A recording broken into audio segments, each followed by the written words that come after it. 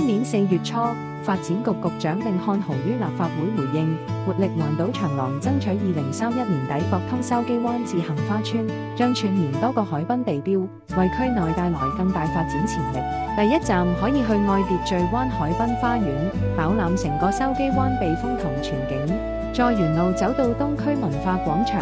香港藝術學院同香港抗戰及海防博物館，感受濃厚嘅藝術同歷史氣息。行到杏花新城，呢度係港島大型運動 Outlet 集中地，可以喺呢度休息食飯，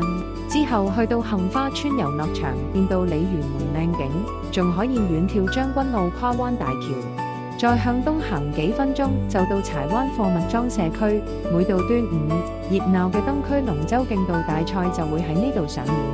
週末放假，不妨過嚟港島東杏花村，一次過感受海岸風光、購物樂趣同埋藝術歷史文化。隨住活力環島長廊落成，會更凸顯杏花村的海濱生活優勢。